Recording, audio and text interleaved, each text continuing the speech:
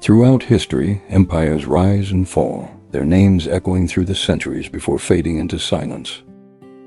Babylon, Assyria, Akkad, mighty civilizations that once dominated the world, now reduced to dust and legend. Yet one ancient civilization defied this seemingly inevitable fate. It was conquered, shattered, and assimilated time and time again, but it never truly vanished. It endured, adapted, and re-emerged, its cultural flame burning brightly for over 3 millennia. This is the story of Persia, a civilization that refused to die. This is the story of how an ancient people navigated the currents of history to become the nation of Iran today. Our story begins not with grand palaces, but on the vast arid expanse of the Iranian plateau.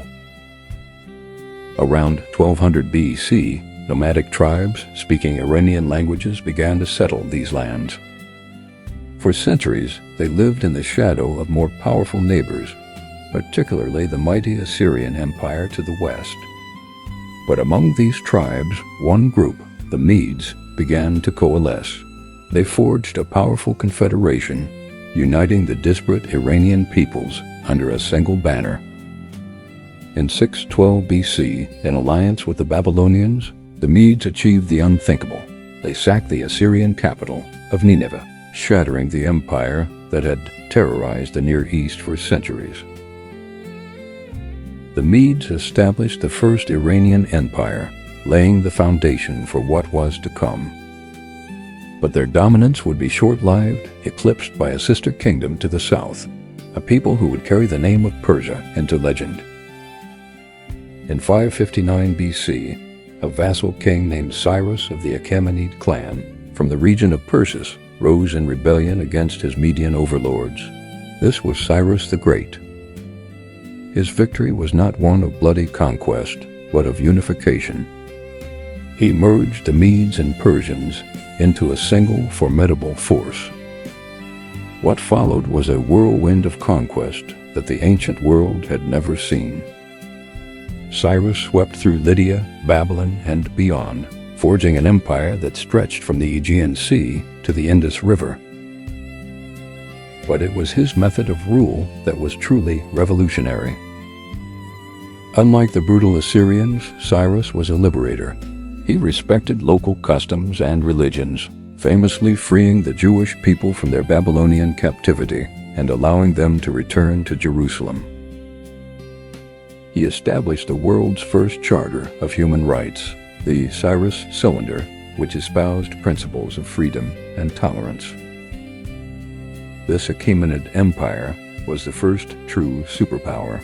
Under successors like Darius the Great, it was organized with remarkable efficiency, connected by the royal road and administered through a system of satraps, or governors. It was Darius who attempted to expand into Europe, only to be checked by the Greeks at the Battle of Marathon. His son, Xerxes, would famously seek revenge, leading a massive invasion of Greece, a clash of civilizations immortalized by history. For 2 centuries, the Achaemenid Empire was the center of the known world, a beacon of power, wealth, and culture. But a storm was gathering in the west, a storm in the form of a young Macedonian king. In 334 BC, Alexander of Macedon crossed the Hellespont into Asia. In a series of brilliant, lightning-fast campaigns, he shattered the Persian armies at Granicus, Issus, and finally, Gaugamela. The last Achaemenid king, Darius III, was assassinated by his own treacherous satrap, and Alexander marched into the heart of the empire, burning the grand capital of Persepolis to the ground in a final act of vengeance for the burning of Athens. The Achaemenid Empire, the colossus that had dominated the world, had collapsed. Alexander envisioned a fusion of Greek and Persian cultures, a new Hellenistic world order, but his dream died with him in Babylon. His vast empire was torn apart by his generals, the Diadochi, in a brutal series of succession wars. Persia fell under the rule of the Seleucid dynasty, a Greek Macedonian elite. For a time, it seemed that Persian identity might be extinguished, drowned in a sea of Hellenistic culture. The language of administration became Greek. Cities were founded on the Greek model, and Greek gods were worshipped alongside ancient Iranian deities. But beneath the surface of this foreign rule, the spirit of Persia endured, waiting for its moment to rise again. That moment came from the northeastern frontiers. The Parthians, an Iranian tribe of nomadic horsemen from the steppes of Central Asia, had long resisted Seleucid control. Around 247 BC, under their leader Arsaces I, they began to carve out a kingdom of their own. Over the next century, they systematically dismantled Seleucid power in Iran, culminating in the capture of Mesopotamia by their greatest king, Mithridates I. The Arsacid dynasty, as it became known, re-established a native Iranian empire. They were not a direct continuation of the Achaemenids, but they consciously positioned themselves as their heirs. They revived Iranian traditions, patronized Zoroastrianism, and championed Persian culture against the lingering influence of Hellenism. Their empire became the new Eastern superpower, and inevitably, they came into conflict with the rising power in the West, Rome.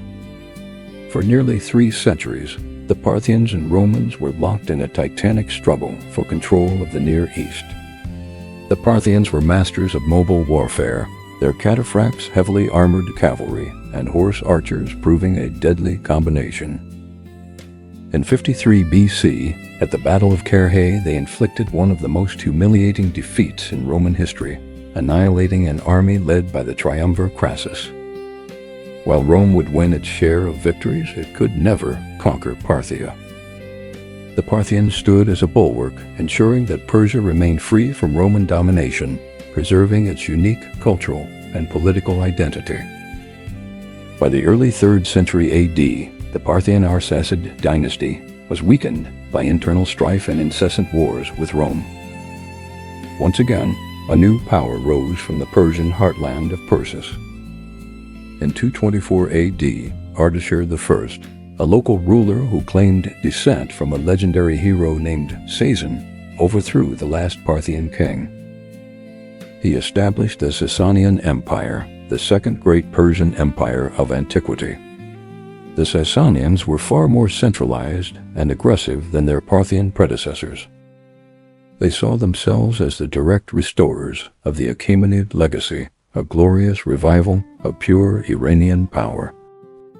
Zoroastrianism was elevated to a powerful state church, its priests wielding immense influence.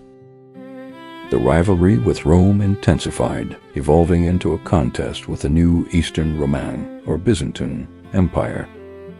This was a conflict of superpowers, a centuries-long Cold War that periodically erupted into devastating, full-scale invasions.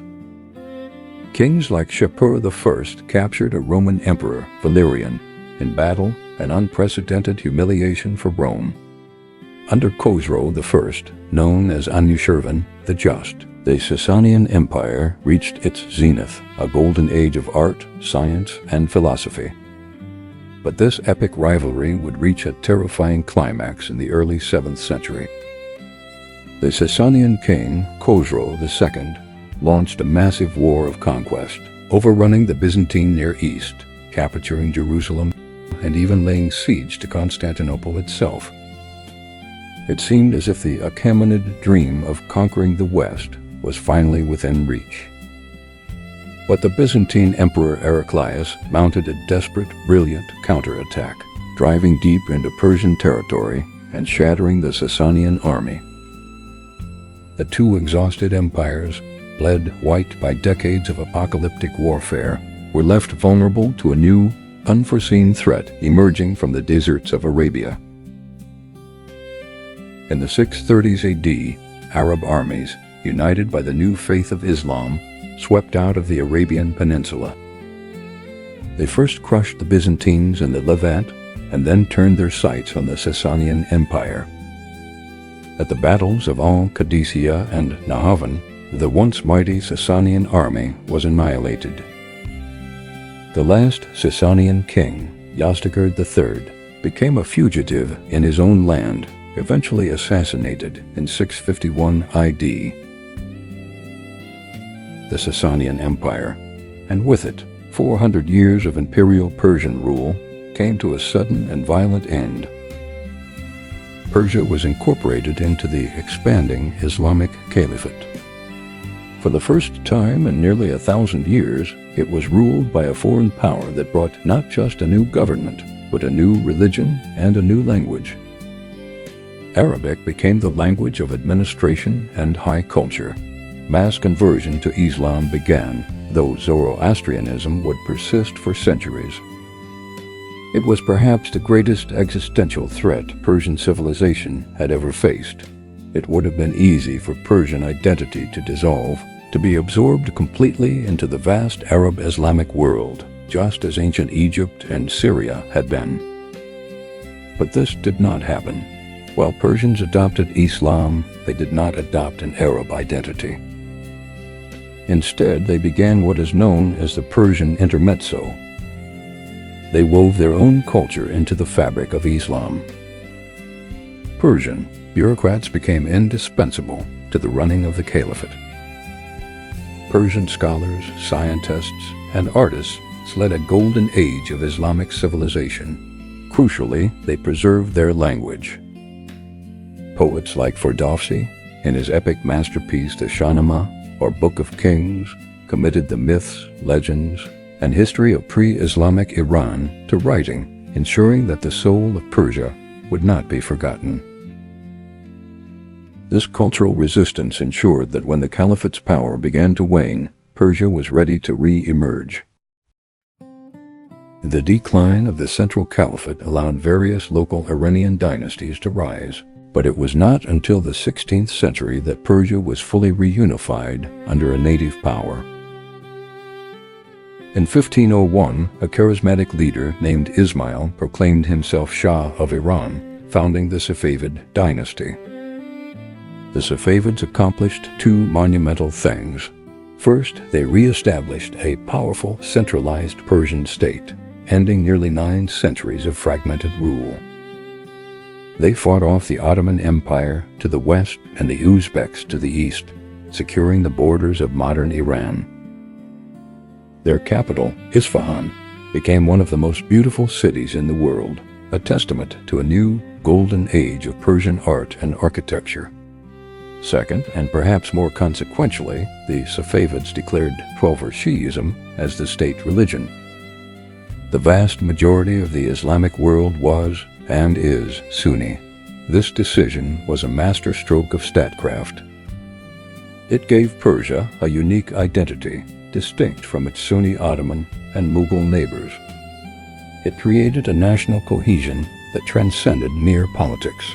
The conversion, sometimes forceful, of a largely Sunni population to Shi'ism fundamentally reshaped Persian identity and set it on a unique path within the Islamic world. The Safavid era cemented the link between the land of Iran, the Persian language, and the Shiite faith, a triad that continues to define the nation today. The Safavid dynasty eventually declined, and Persia experienced a turbulent period, facing pressure from the expanding Russian and British empires. The Qajar dynasty, which ruled from the late 18th to the early 20th century, saw much of Persia's traditional territory lost to foreign powers. This era of weakness and foreign encroachment sparked a powerful nationalist awakening. In the 20th century, a new dynasty, the Pahlavi, came to power with a mission to modernize and strengthen the nation. For thousands of years, the outside world had called the land Persia, but its own people had long known it by another name, Iran, meaning the land of the Aryans. In 1935, under Reza Shah Pahlavi, the government formally asked foreign nations to adopt that ancient name in official correspondence. Persia had not disappeared. It had simply revealed the name its people had always used, Iran. The name Iran is derived from an ancient term meaning land of the Aryans, a self-designation used by the Iranian peoples for millennia. The switch from Persia, a name derived from the Greek designation for a single region, Persist, to Iran, was a symbolic act. It was a declaration that the modern nation was the heir to all the Iranian peoples and dynasties throughout its long history, not just the Achaemenids or Sasanians. It was a look inward, a reclaiming of a name that had been used by its own people for 3,000 years. The journey from the ancient Achaemenid Empire to the modern Islamic Republic of Iran has been long and fraught with peril, but it is a continuous one. So why did Persia survive? Unlike so many others, it never lost its powerful sense of cultural identity. This identity was carried in its language, a vessel for its poetry, myths, and history. It was preserved through the Zoroastrian faith and later adapted into a unique form of Shia Islam. This cultural core was fiercely defended, even when Persians were subjects of foreign empires. Secondly, geography played a role. The formidable Iranian plateau, with its mountains and deserts, provided a defensible heartland that was difficult to permanently conquer and control. Finally, and perhaps most importantly, Persia had a recurring idea of universal empire, a memory of the Achaemenids and Sasanians. This powerful political tradition, the belief that Iran was a natural center of civilization destined for greatness, fueled its periodic resurgence. While conquerors like Alexander and the Arab caliphs could shatter its armies and topple its thrones, they could not extinguish the idea of Persia. It was an idea that lived in the hearts of its poets, its administrators, its warriors, and its people, an idea that time and again rose from the ashes to rebuild, to redefine, and to endure. The story of Persia reminds us that while empires may rise, fall, and even disappear from the political map, the cultures they leave behind can endure for thousands of years. From the ancient kings of the Achaemenid Empire to the modern nation of Iran, this is a civilization that has survived conquest, collapse, and transformation, yet never truly vanished. Thank you for joining me on this journey through one of history's most enduring civilizations. If you enjoyed exploring the rise, fall, and survival of Persia, be sure to like the video, subscribe to my channel, and turn on notifications. In our next journeys, I'll explore other great empires of the ancient world, where they rose, how they shaped history, and what remains of them today.